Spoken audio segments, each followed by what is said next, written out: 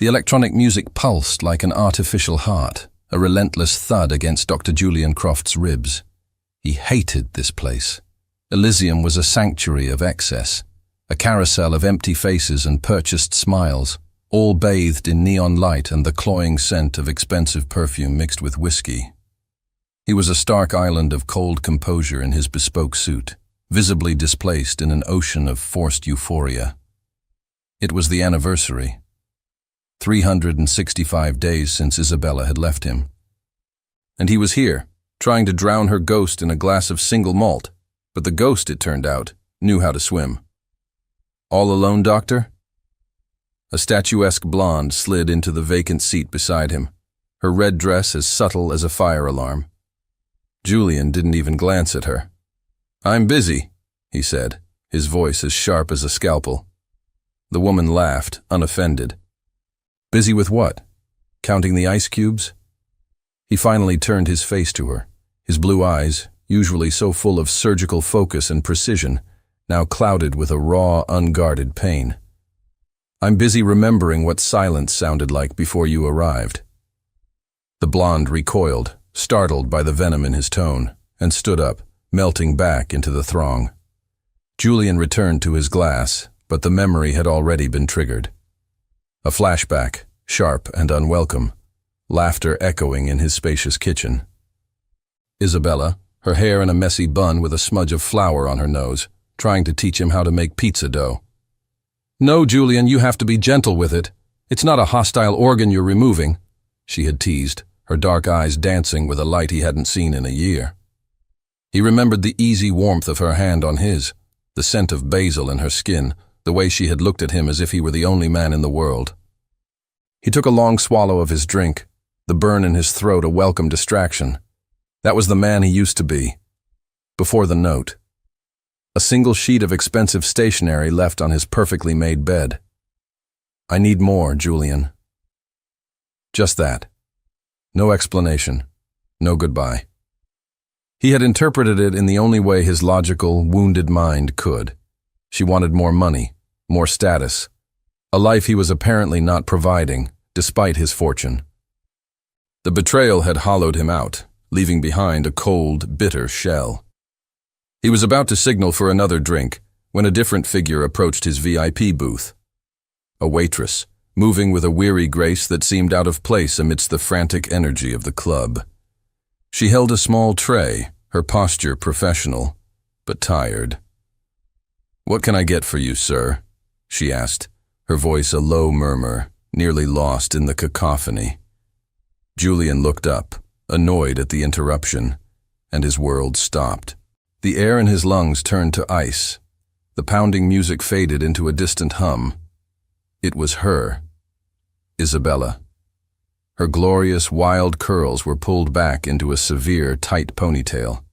Her vibrant, expressive face was muted by a mask of professional indifference.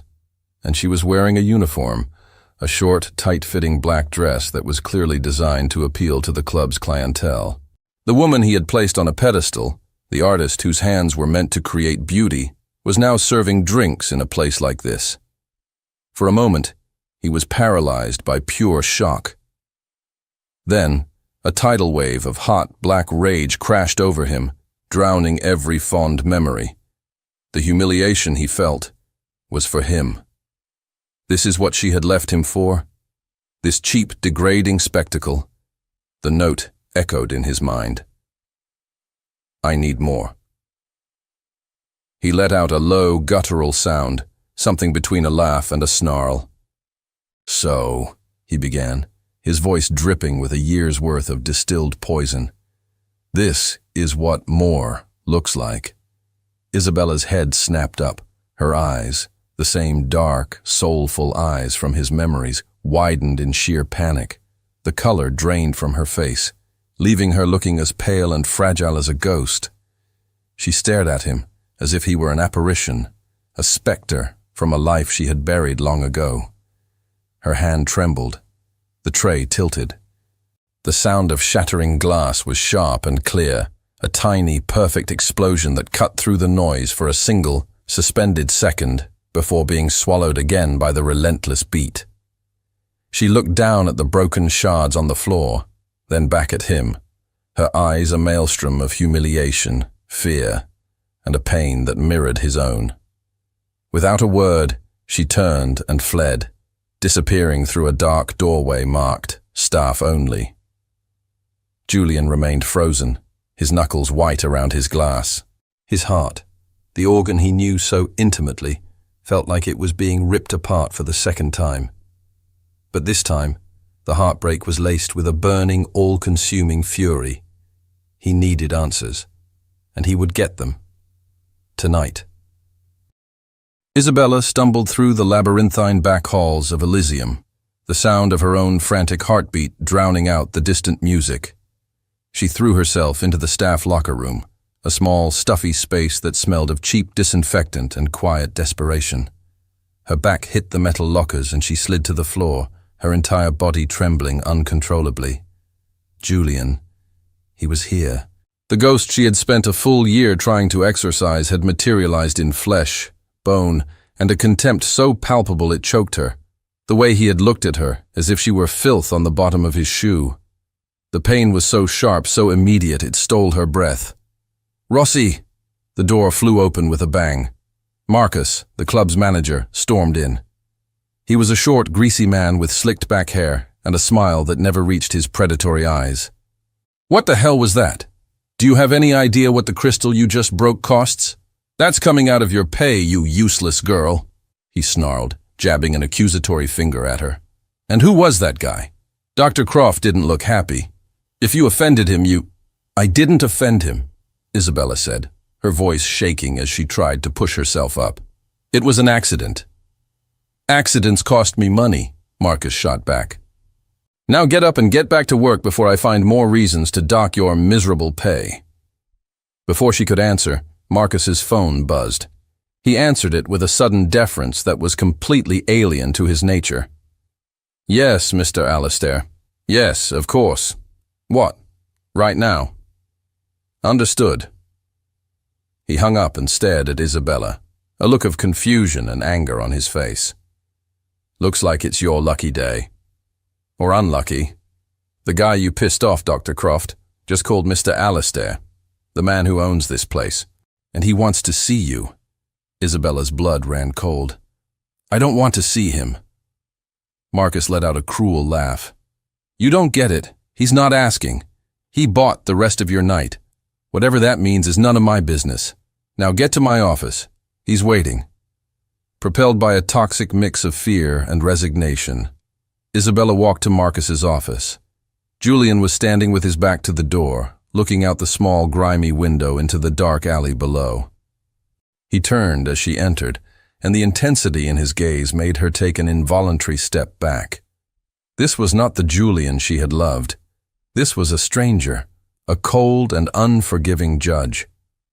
"Close the door," he commanded. She obeyed, the click of the lock sounding like the ceiling of a tomb. "A year, Isabella," he began, his voice dangerously low. "A full year I've spent wondering what I did wrong. A year rereading your pathetic little note, trying to understand. I need more. And now I see.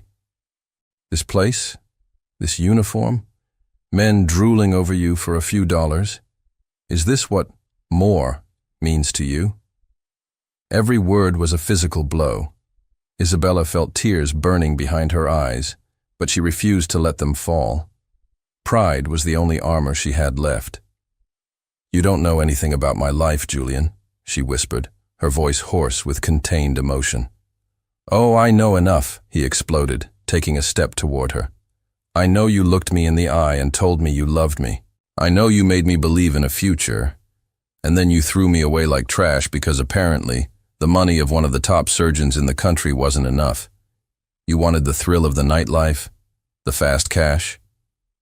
He wanted her to deny it. A desperate part of him was begging her to give him an explanation, any explanation that would make sense of the wreckage.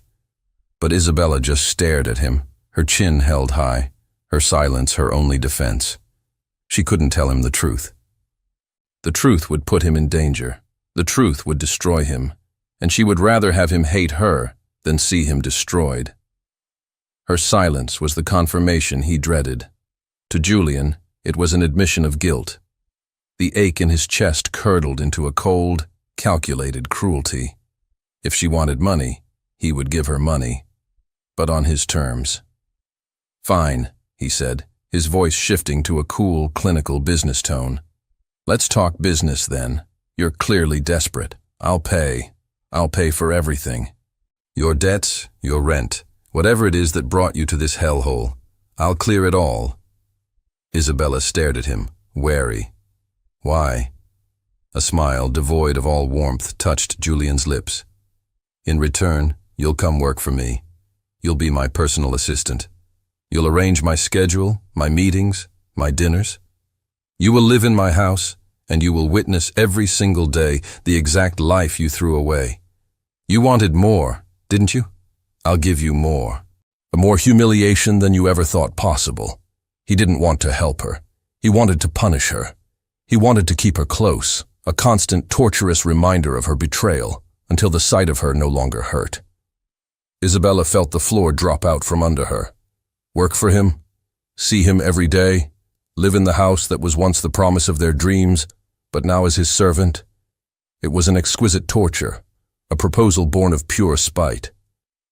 But as she thought of the mountain of medical bills, of the veiled threats, of the devastating secret that kept her awake at night, she knew she had no choice. She was trapped. She lifted her eyes to meet his, her own expression hardening into a mask of ice to match his. The battle had just been declared. "I accept," she said, her voice steady and cold, betraying none of the vulnerability she felt. "But mark my words, Julian, you are going to regret this." The gates of Julian's estate slid open with a silent, imposing grace. Isabella stared through the car window at the sprawling modern mansion, a masterpiece of glass, stone, and sharp angles set against the lush green hills. It was the house they had once walked through while it was under construction, dreaming of the life they would build within its walls. Now, it was her prison, a gilded cage. Julian brought the car to a halt in the circular driveway. He didn't look at her. "Mrs. Gable, my housekeeper, will show you to your room. Your duties begin tomorrow at 7 a.m. sharp." His tone was clipped, impersonal, as if speaking to a stranger he'd just hired. As Isabella stepped out of the car, an older woman with kind eyes and neatly styled gray hair approached from the front door. It was Eleanor Gable, a woman who had always treated Isabella with warmth and affection during her previous visits. "Isabella, dear." "Mrs." Gable began, her face a mixture of surprise and relief, before she caught the glacial expression on Julian's face. Her smile faltered, replaced by a confused pity. "Welcome. Let me show you inside." The pity stung more than outright hostility would have. Inside, the house was just as breathtaking and heartbreaking as she remembered. Minimalist, yet warm, with floor-to-ceiling windows that overlooked an infinity pool and the city lights beyond. It smelled of cedarwood, clean linen, and faintly of Julian. Her room was not a guest room. It was a small Spartan staff quarter in a separate wing of the house, a clear and deliberate statement of her new status. On the neatly made bed sat a sleek, black tablet. "Dr. Croft asked me to give you this," Mrs. Gable said softly, her eyes full of unspoken questions. "He said your schedule and list of duties are on it." After the housekeeper left, Isabella picked up the tablet. The screen lit up, displaying a document titled Protocols and Responsibilities. Her eyes scanned the text, a cold knot tightening in her stomach. Her day was to begin at 7, preparing his coffee, black, 2 sugars. By 7:30, she was to be in his closet, organizing and pressing his wardrobe selection for the day. At 8, she was to review and confirm his schedule. But it was the first rule, displayed in bold letters at the very top, that truly took her breath away. "You will address me as Dr. Croft at all times." He was stripping away every piece of their shared past, starting with his name. The next morning, her duties began. The most humiliating task was organizing his walk-in closet. She was forced to touch his clothes, the soft cashmere of his sweaters, the crisp cotton of his surgical shirts. His scent was everywhere, a ghost of intimacy that made her hands tremble. She felt like a thief, an intruder in a life that was once supposed to be hers. Later that day, he summoned her to his home office. "You will be planning a dinner party," he stated, not looking up from his laptop. "For this Friday, 2 guests, an intimate affair." He slid a piece of paper across the desk. On it was a name, Catherine Vance, a well-known socialite whose picture was often in the society pages. "Miss Vance is a vegetarian. See to it that her preferences are met. I want everything to be perfect." The casual cruelty of it was breathtaking. He was forcing her to facilitate his date with another woman. "Of course, Dr. Croft," she managed to say, her voice a hollow echo of itself. The final, unexpected twist of the knife came that afternoon. Isabella was on the phone with a florist, trying to arrange the centerpiece for the dinner party, when the man on the other end of the line made a lewd suggestion. "A beautiful house like that for an intimate dinner. If the lady of the house needs any help with the entertainment afterward, you just let me know," the florist said with a sleazy chuckle. Isabella froze, disgusted and speechless. Before she could hang up, a cold voice cut through the air from behind her. "What did you just say?" Julian was standing in the doorway, his phone pressed to his ear, but his full attention was now fixed on her. She hadn't even heard him approach. She quickly ended the call, her face burning with shame. "It was nothing," she mumbled. "It didn't sound like nothing." He strode over, took the phone from her trembling hand, and redialed the last number. His voice was dangerously calm. "This is Dr. Julian Croft. I believe you were just speaking with a member of my staff." "Yes, I heard you. Let me be perfectly clear. You will apologize to Ms. Rossi immediately. Then you will cancel my order. Your company's services are no longer required at this address. Ever." He hung up and turned to her, his expression still hard as granite. For a fleeting moment, she felt a wave of gratitude. He had defended her. But his next words shattered the illusion. "And you," he said, his voice laced with ice, "learn to stand up for yourself. Or do you prefer it when men treat you like you're still working at Elysium?" He turned and walked away, leaving her standing alone in the vast, silent living room. She was trembling, caught in a whirlwind of conflicting emotions. He had protected her, his alpha instinct kicking in without hesitation. But in the same breath, he had used her past to wound her, reminding her exactly what he thought of her and the place she now occupied in his world. He was her protector and her tormentor all at once, and she was trapped in the crossfire. 2 days later, Julian informed her that she would be accompanying him to a hospital charity gala. It wasn't a request. It was an order, delivered with the same detached authority he used for all his commands. "A stylist will be here at 5 o'clock to dress you," he stated, his eyes fixed on a medical journal. "You are a reflection of me in public now. I expect you to look the part." The stylist, a flamboyant man named Antoine, arrived with racks of designer gowns. He surveyed Isabella with a critical eye, clucking his tongue. "Darling, we have work to do, but the canvas is exquisite." He presented her with several options, a sophisticated navy, an elegant silver, a dramatic black. But then, from the back of the rack, he pulled out a final dress. It was a slip of deep, ruby-red silk with a cut so simple and elegant it took her breath away. It was also nearly identical to a dress she had worn on their first anniversary, a night filled with whispered promises and slow dancing in the living room of his old apartment. "This one," Antoine declared. "This is the one. The color is divine on you." Hesitantly, Isabella took the dress and went to try it on. As the cool silk slithered over her skin, a wave of memories washed over her, so potent they made her dizzy. She looked at her reflection, and for a moment she saw the woman she used to be. Happy, in love, full of hope. The door to the dressing area opened. Julian stood there, having just come home. He stopped dead in his tracks, his eyes locking onto her. The professional mask he wore so carefully slipped, and for a single unguarded second, she saw the man from her memories. His eyes darkened, not with anger, but with a raw, visceral ache. The air in the room grew thick, heavy with the weight of unspoken words and the ghost of a shared past. His jaw tightened. "Take it off," he commanded, his voice a low, hoarse rasp. The order was sharp, meant to erase the memory, but his reaction had already betrayed him. It proved the memory was still alive, still powerful enough to wound him. "Wear the black one," he added, turning away before she could see the full extent of the turmoil in his eyes. At the gala, Isabella was a silent, beautiful accessory at his side. She played her part perfectly, smiling demurely, and speaking only when spoken to.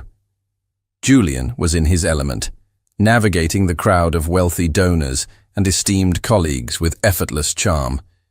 But Isabella noticed he kept a proprietary hand on the small of her back, a subtle but constant claim of ownership. Later in the evening, an older, kind-faced doctor approached them. It was Dr. Alistair Finch, a mentor to Julian and a friend of his late father. He beamed at them, oblivious to the tension simmering beneath the surface. "Julian, my boy, it's wonderful to see you looking so well," Dr. Finch said, patting Julian's shoulder. He then turned his warm gaze to Isabella. "And you, my dear, are a vision. It's so good to see him smile again. This young woman does you good, Julian." Julian offered a tight, polite smile. Dr. Finch continued, his voice softening with nostalgia.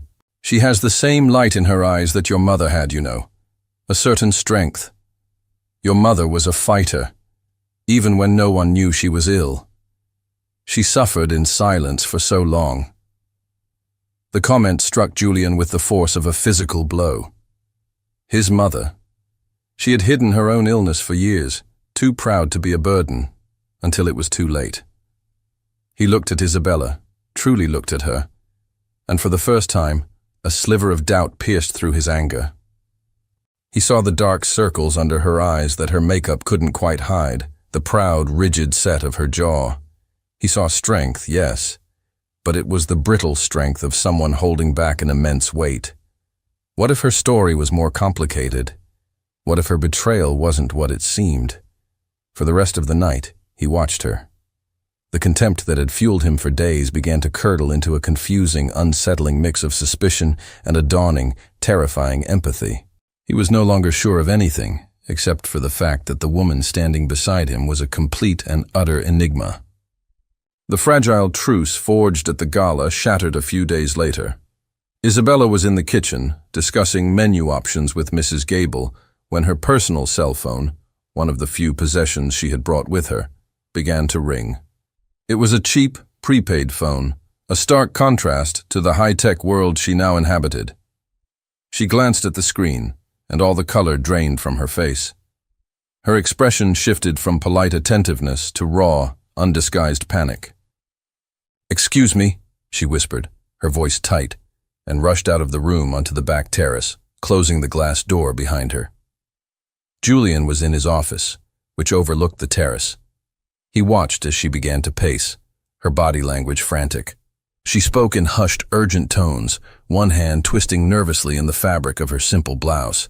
She kept glancing back toward the house, as if terrified of being overheard. His jaw clenched. The doubt that had begun to sprout at the gala was instantly choked by a fresh wave of suspicion. Who was she talking to? A secret lover? The real reason she had left him, perhaps? The thought was a venomous sting, reigniting the cold anger he had been nursing. He saw her hang up, her shoulders slumped in defeat, and press her forehead against the cool glass of the door, her eyes squeezed shut. The tension between them became a palpable, living thing in the house over the next few hours. He was cold and distant, his questions sharp, his orders curt. She was skittish and withdrawn, starting at every sound. That evening, he gave her another soul-crushing task, sorting and filing a year's worth of his personal credit card statements for his accountant. It was a deliberate act of cruelty, forcing her to confront the life of luxury he lived without her. The expensive dinners, the lavish trips, the jewelry he had likely bought for other women. She sat at the large mahogany desk in his office, the scent of his cologne lingering in the air, and began the monotonous work. Her heart ached with each receipt she scanned. A trip to Paris they had once planned together. A reservation at a restaurant he had sworn was their place. Then she saw it. It was a recurring charge once a month for the past 10 months. The amount was staggering, a 5-figure sum that made her gasp. It wasn't a payment to a jeweler or a luxury resort. The recipient was listed as Oakshade Wellness and Palliative Care Center. Isabella's heart began to hammer against her ribs. Why would Julian be making payments to a palliative care clinic? He was in perfect health. A cold dread washed over her as she scanned the line item for a reference number or patient name. And there it was. In the small memo field, 2 words were printed in stark, digital clarity. Marco Rossi. The statement slipped from her trembling fingers and fluttered to the floor. Marco Rossi, her father. It was impossible. How? Why? Her father was in a state-funded facility, one she could barely afford, one she hated leaving him in. This place, Oakshade, was a world away, a private, luxurious center known for its cutting-edge experimental treatments and exorbitant costs. Julian was paying for it. He had been paying for it for almost a year, without her knowledge. The pieces of the puzzle began to slam into place in her mind, forming a picture she couldn't comprehend. He knew. Somehow he knew about her father's illness. But his cruelty, his anger, his accusations, none of it made sense. She didn't even realize she was moving until she was standing in the living room, the crumpled statement clutched in her fist. Julian was there, pouring himself a drink, his back to her. "Julian," she said, her voice shaking so hard she barely recognized it. He turned, one eyebrow raised in annoyance at her use of his first name. "It's Dr. Croft," he corrected coldly. "What is this?" she asked, ignoring him, her voice rising with a hysterical edge. She held out the paper, her hand shaking violently. "What is this payment? Why is my father's name on your credit card statement?" Julian's face went rigid. He looked from the statement in her hand to her wild, accusing eyes. For the first time since she had returned to his life, he looked completely and utterly caught off guard. A flicker of something unreadable, guilt, panic, crossed his features before his mask of cold indifference slammed back into place. He took a slow sip of his drink, his eyes never leaving hers. "That," he said, his voice a blade of ice, "is none of your business." The lie hung in the air between them, thick and suffocating. Isabella couldn't sleep. His cold denial, the flash of panic she had seen in his eyes, it all churned in her mind. She felt like she was on the edge of a precipice, and the truth was a long, terrifying fall below. Restless, she left her small room and wandered through the silent, moonlit mansion. The house felt different at night, its sharp, modern edges softened into something more mysterious, more lonely. She found herself drawn to the library, a vast, 2-story room filled with the comforting scent of old paper and leather. Perhaps a book could quiet the storm in her head. As she passed Julian's study, she noticed a sliver of light from under the door. She heard a faint clink of glass against wood. Hesitantly, she pushed the door open.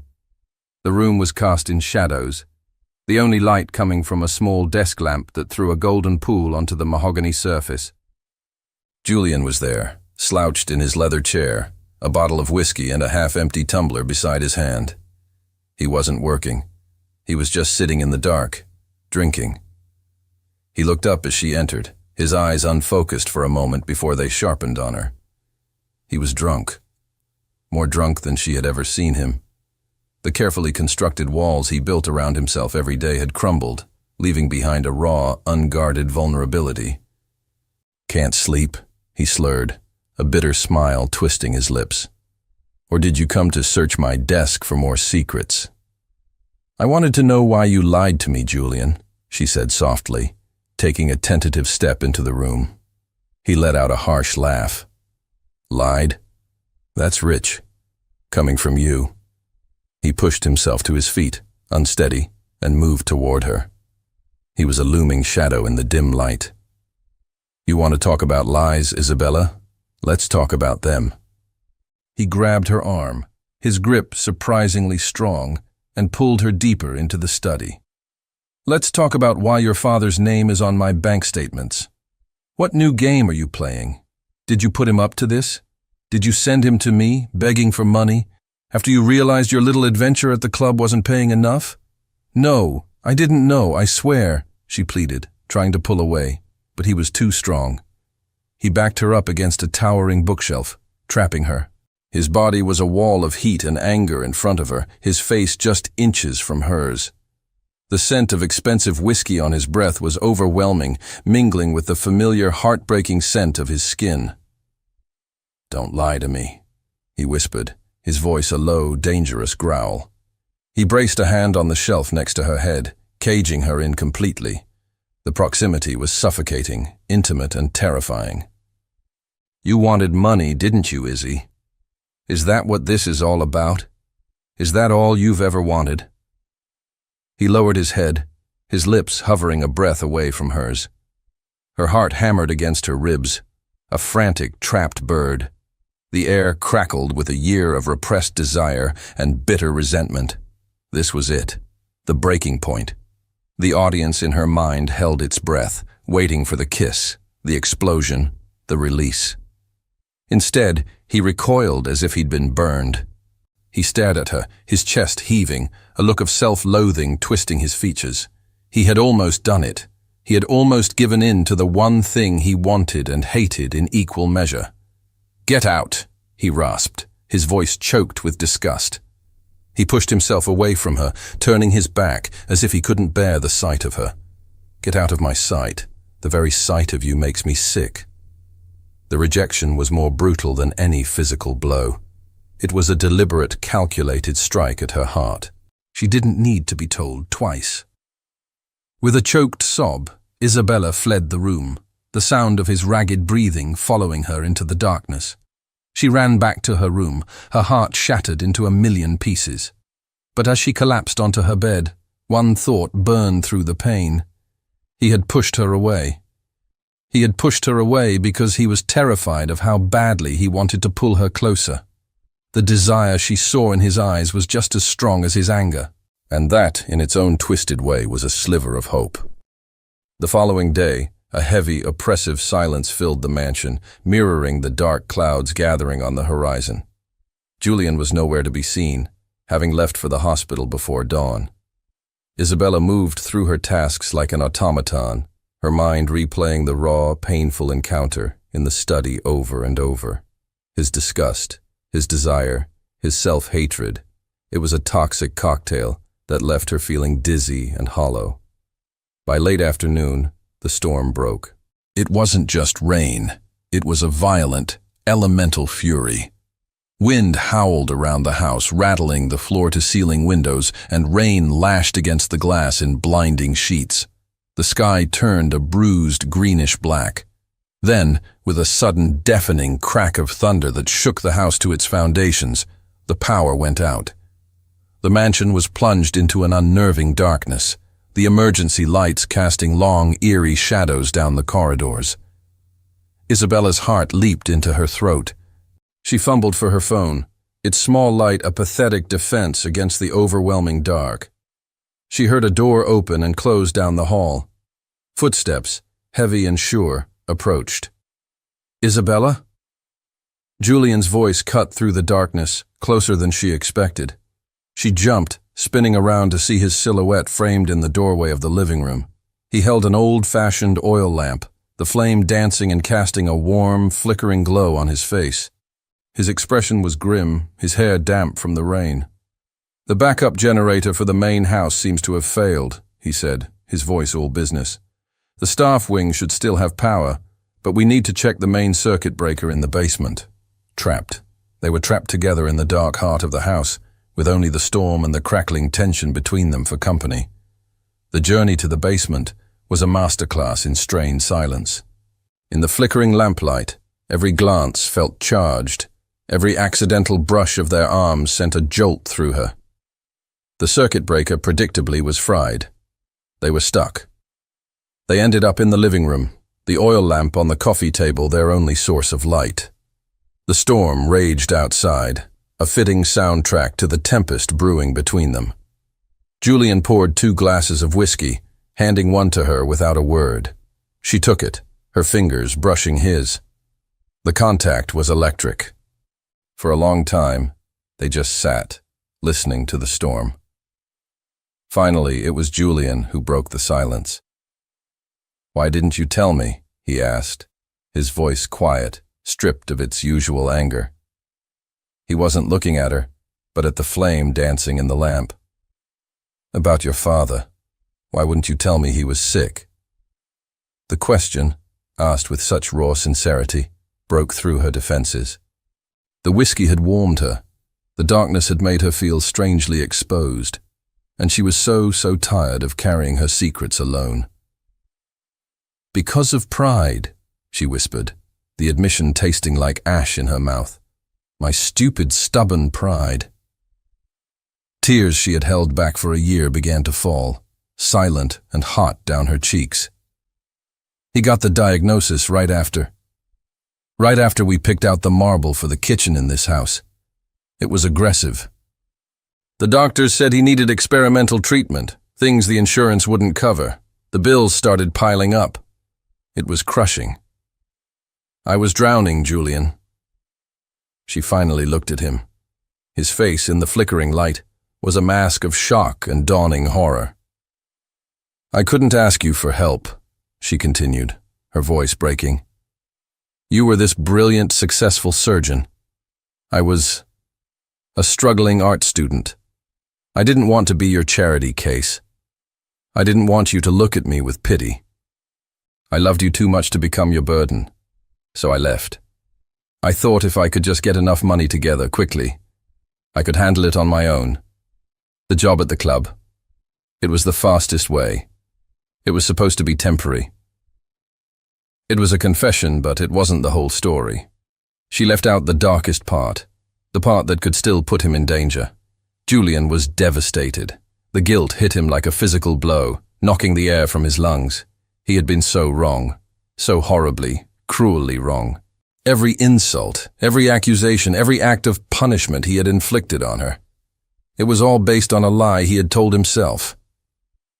"Izzy," he breathed, the old nickname slipping out, full of pain and regret. He moved across the space between them in an instant, pulling her into his arms. It wasn't a gesture of passion, but of pure, desperate comfort.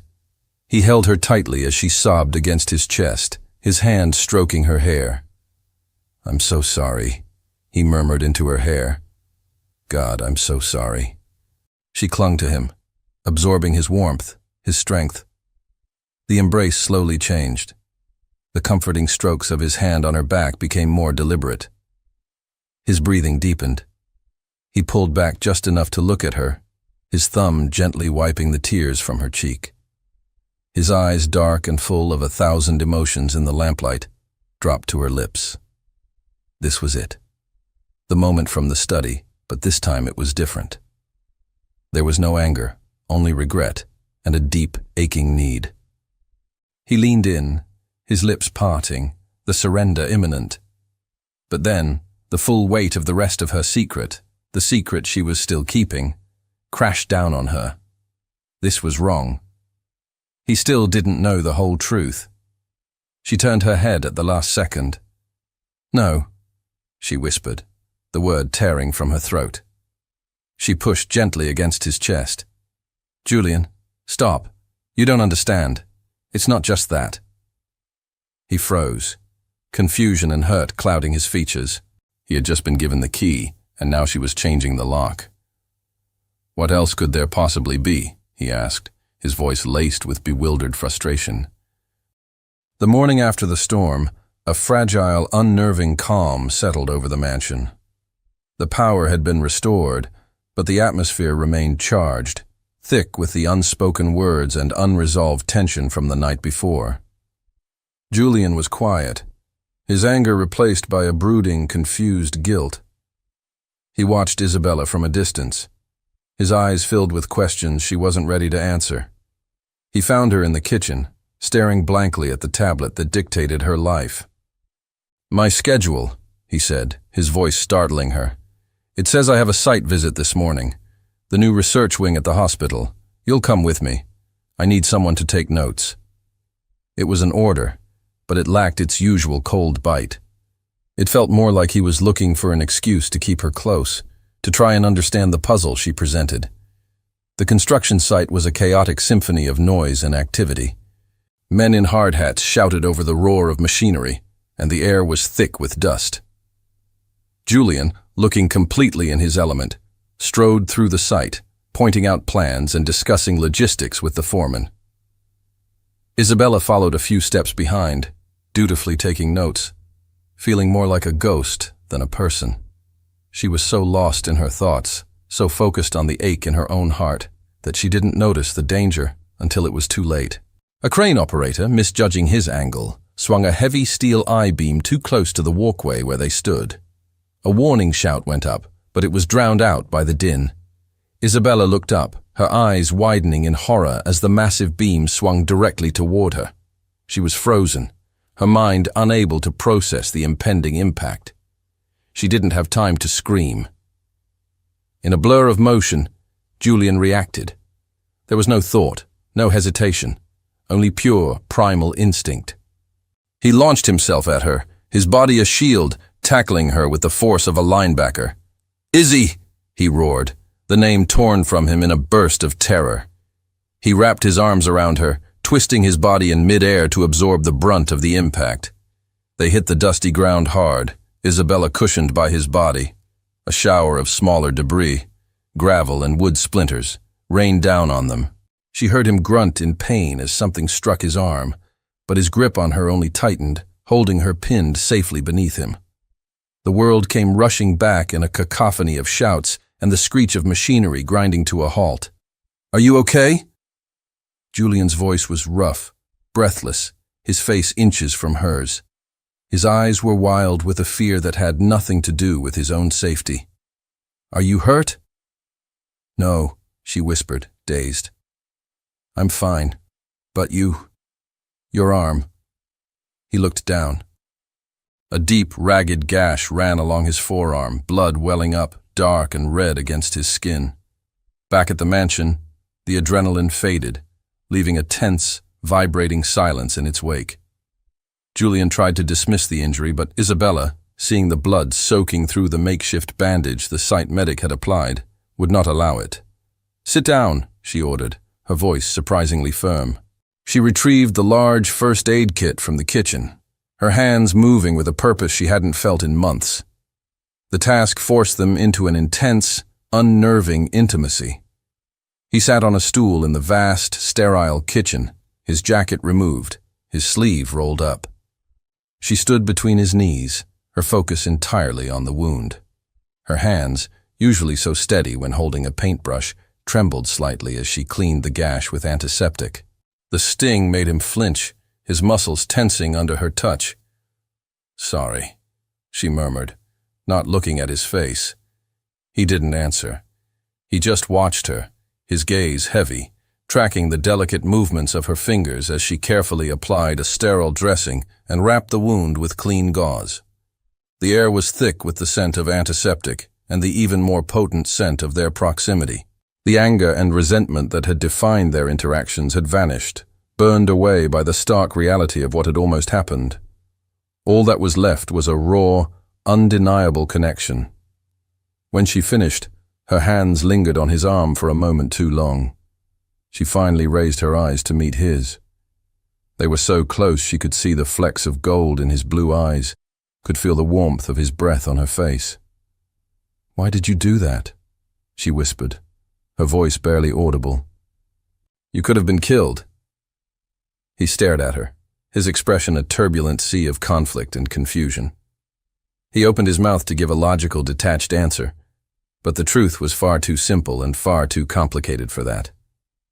I don't know," he lied, his voice hoarse. But he did know. And in that moment, looking at him, so did she. His instinct to protect her was stronger than his pride, stronger than his anger, stronger than anything. And that fact was more dangerous than any swinging steel beam. The near-death experience at the construction site shifted the ground beneath them. The dynamic of tormentor and victim, of master and servant, had been irrevocably fractured. Julian was quieter, more watchful. The cold fury in his eyes had been replaced by a deep, unsettling confusion. He found himself making excuses to be near her, asking for her opinion on trivial household matters, his mind struggling to reconcile the woman he thought he knew with the woman he had almost lost. The breaking point came on a quiet Tuesday afternoon. Isabella's cheap cell phone rang. She saw the caller ID, Oakshade Center, and her blood ran cold. It was the clinic. "Ms. Rossi," a calm, professional voice said on the other end. "I'm calling about your father, Marco. There's been a complication. His doctor feels you should come as soon as you can." Panic, cold and absolute, seized her. "I'll be right there," she managed to say, her voice trembling. She hung up and flew down the stairs, grabbing her purse, her mind racing. How would she get there? A taxi would take too long. She didn't have a car. She burst into the living room where Julian was reading, not even thinking about their complex relationship, only about the raw, desperate need to get to her father. "I have to go," she said, her voice choked with panic. "It's my father. The clinic called. I need to go now." Julian was on his feet in an instant. He saw the sheer terror in her eyes and didn't ask a single question. The doctor in him took over, overriding everything else. "I'll take you," he said, his voice calm and commanding. "Get your coat. We're leaving now." The drive to Oakshade was a blur of tense silence. When they arrived, the clinic was even more beautiful and serene than Isabella had imagined. It looked more like a five-star resort than a medical facility. Julian's name opened doors. They were immediately escorted to a private suite overlooking a tranquil garden. And there, in a large, comfortable bed, was her father. He was thinner, frailer, but his eyes were clear. He looked peaceful. He smiled weakly as Isabella rushed to his side, taking his hand. "My beautiful girl," Marco Rossi whispered, his voice raspy. Julian stood back, giving them space, but his medical eyes were scanning the charts, the monitors, the IV drips. He spoke quietly with the attending physician in the hallway, his questions sharp and precise. Later, after the doctor had adjusted the medication and her father had drifted into a light sleep, Julian found Isabella sitting by the window, staring out at the garden. "He looks comfortable," Julian said softly. "He's getting the best care here, is he?" "Care I could never have afforded," she whispered, her voice thick with unshed tears. "Care you provided." "Why, Julian? After everything, why would you do this and hide it from me?" Before he could answer, a weak voice came from the bed. "Because he's a good man, Isabella. Better than you know." They both turned. Her father was awake, his eyes lucid and fixed on Julian. "He did it because he knew," Marco continued, his voice gaining a surprising strength. "He knew what I had done." "Dad, no, don't," Isabella pleaded, rushing back to his side. "He needs to know the truth," Marco insisted, his gaze unwavering. "All of it." He looked at Julian, his eyes filled with a lifetime of regret. "The doctor's bills, they were too much. I was desperate.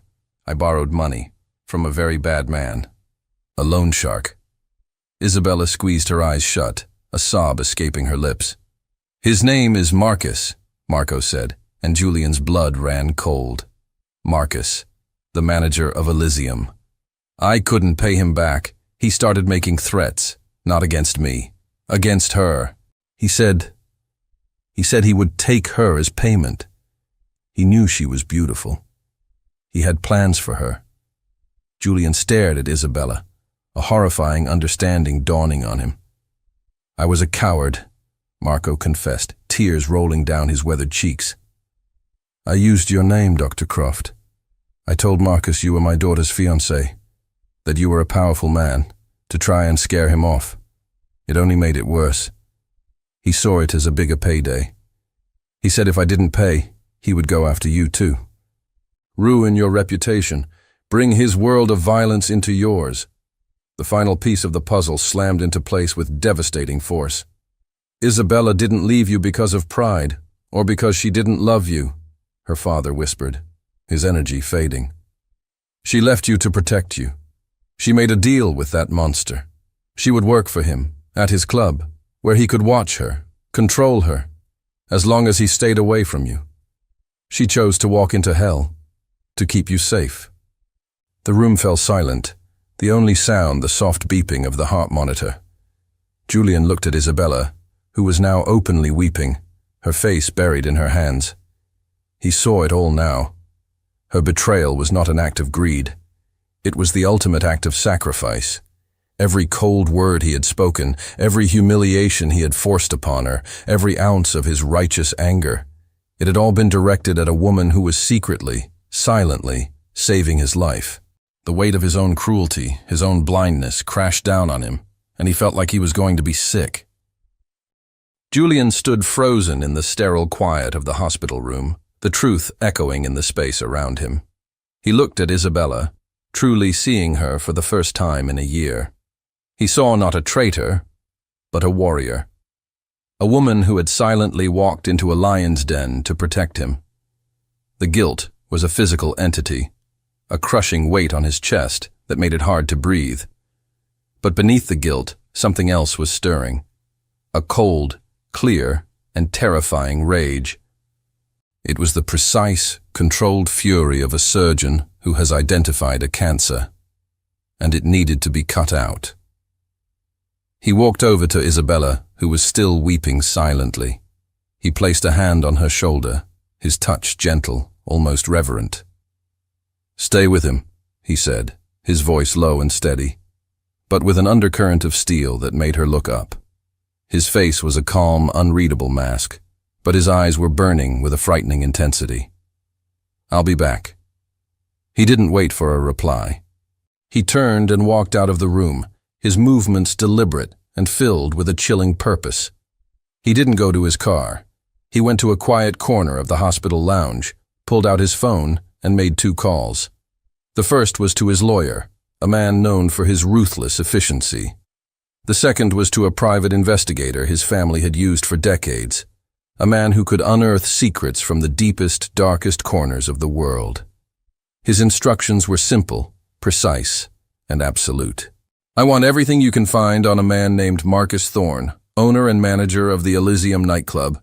Financials, personal associations, legal infractions, health code violations. I want every skeleton in his closet, every dirty secret, every ounce of leverage. I want enough to bury him. You have 2 hours." 2 hours later, Julian sat in his car outside Elysium, the engine off. His phone buzzed. A single encrypted file had arrived. He opened it. It was more than he could have hoped for. Tax evasion, blackmail, illegal gambling, witness intimidation. Marcus wasn't just a sleazy club owner. He was a small-time kingpin with a long list of enemies. Julian walked into the club. It was early evening, and the place was mostly empty, the stale smell of last night's party still hanging in the air. He found Marcus in his back office, counting a thick stack of cash. Marcus looked up, a smug, greasy smile spreading across his face. "Well, well, Dr. Croft. To what do I owe the pleasure? Come to buy another night with your little waitress?" Julian didn't answer. He walked to the desk and placed his phone down, displaying a single document from the dossier. A detailed record of an offshore account with a very illegal-looking transaction history. Marcus's smile vanished. "What is this?" "That," Julian said, his voice as cold and sterile as an operating room, "is the beginning of the end of your life as you know it." He calmly began to list his findings. The tax fraud, the health code violations that would shut the club down permanently, the names of 2 former employees willing to testify about Marcus's blackmail schemes. "I have 2 options for you, Marcus," Julian continued. his voice never rising. Option A. You spend the next 20 years in a federal prison, where I assure you, some of the people you've crossed will be very happy to see you. Your assets will be seized, and your name will be synonymous with informant. Marcus was sweating now, his face pale. And option B, he croaked. Option B is much simpler. Julian leaned forward, his eyes locking onto Marcus's. By the end of the week, you will sign over the ownership of this club and its property to a holding company I've established. The price will be $1. You will then take whatever cash you have stashed away, and you will disappear. If I ever see your face in this city again, or if you ever so much as breathe in Isabella Rossi's direction, we revert to option A. Am I clear? Defeated, Marcus slumped in his chair, but he had one last venomous dart to throw. You think this makes you a hero? He sneered. She'll never forgive you. Not for the way you treated her. I may have been the monster in the dark, but you were the one who hurt her every single day, right to her face. The words hit their mark. Julian felt a fresh wave of self-loathing wash over him. Destroying Marcus was easy. It was a clean, surgical procedure. But it wouldn't heal the wounds he himself had inflicted on Isabella. It wouldn't erase the memory of his cruelty, his accusations, his cold, calculated punishment. He turned and walked out of the office without another word, leaving Marcus to contemplate the ruins of his small empire. Julian didn't feel like a victorious hero. He felt like a man who had just won a battle, only to realize he had already lost the war. Now came the hardest part. Returning to the woman he had wronged so terribly, and begging for a forgiveness he knew he didn't deserve. Julian drove back to the clinic, each mile a torturous journey through the landscape of his own failings. Marcus's final words echoed in his mind. She'll never forgive you. He knew it was true. He had used his power not to protect, but to punish. He had taken her sacrifice and twisted it into a weapon against her. The thought was of physical agony. He found her in the same spot, sitting in the quiet suite, holding her sleeping father's hand. She looked up as he entered, her eyes red-rimmed and wary. She had no idea where he had been or what he had done. She only knew him as the man who had just hours ago been her tormentor. He didn't offer excuses or explanations. He walked over and stood before her, stripped of all his arrogance, all his anger. All that was left was a man broken by regret. Izzy, he began, his voice raw, the nickname a plea. I love you. The words, so simple and direct, hung in the air between them. It wasn't a grand declaration, but a quiet, desperate confession. I never stopped, he continued, his voice thick with emotion. Not for a second. And every moment of this past year, every moment since you came back into my life, I have been a blind, arrogant, cruel fool. I took your pain and I multiplied it. I took your sacrifice and I spat on it. There is no excuse for what I did. None.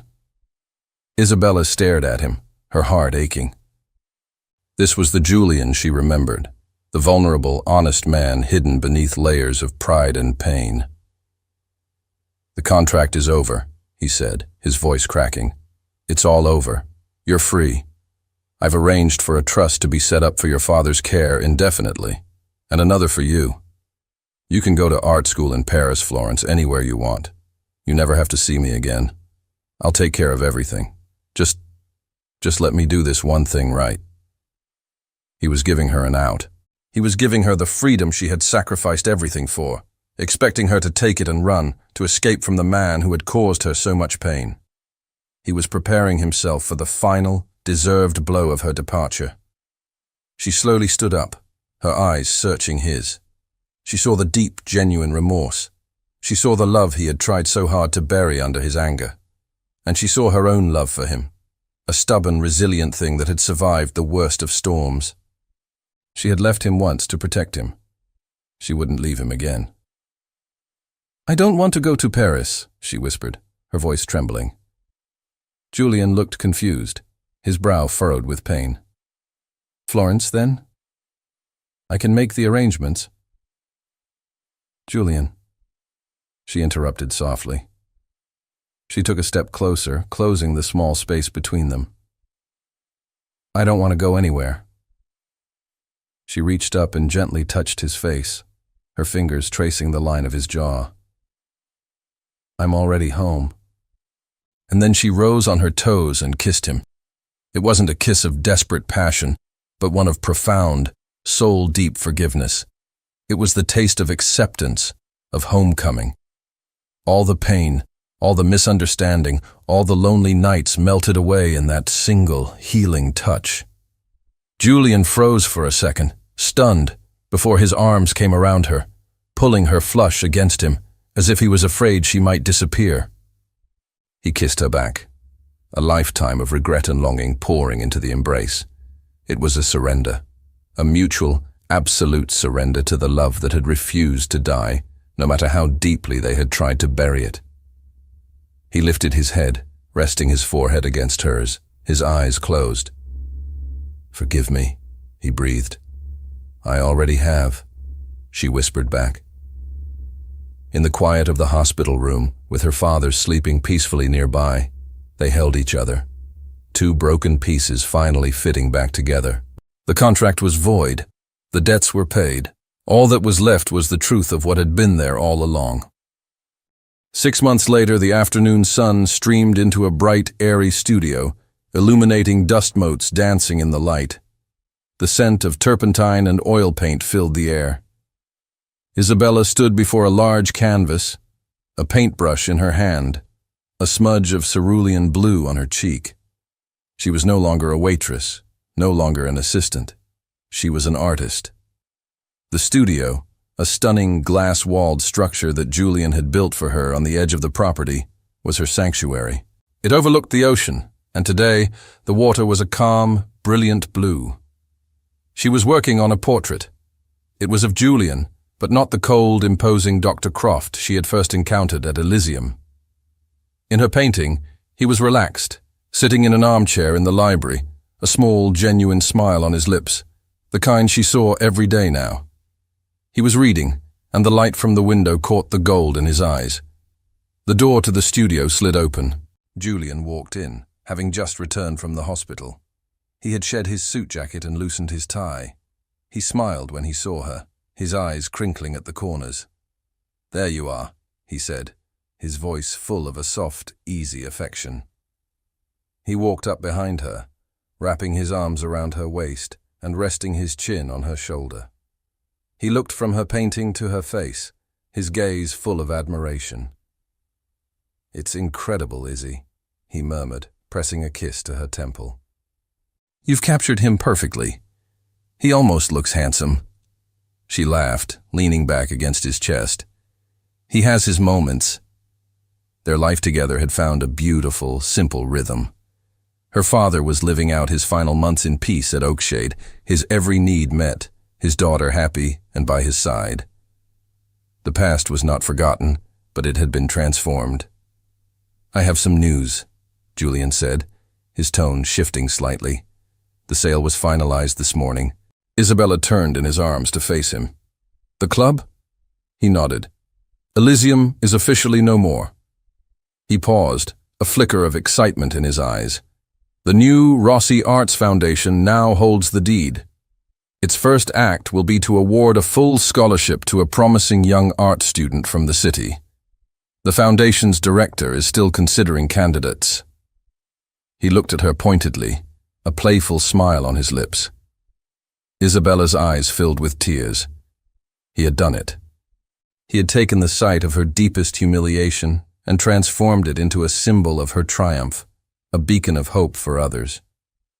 It was the most thoughtful, most meaningful gift he could have ever given her. Thank you, she whispered, her voice thick with emotion. I love you, he answered simply, as if it were the only explanation necessary. He held her close for a long moment, the silence comfortable and full. Beside the finished portrait of Julian stood another, larger canvas. It was completely, spotlessly blank. He nodded toward it. What will you paint next? He asked softly. Isabella looked at the blank canvas, then back at the man holding her. The man who had seen the worst of her and the worst of himself, and had chosen love anyway. She smiled, a real, radiant smile that lit up her entire face. She turned and pressed a soft, lingering kiss to his lips. "Our future," she replied. Together, hand in hand, they stood before the blank canvas, ready to fill it with the vibrant, beautiful colors of a life they would finally create for themselves. By choice. Together.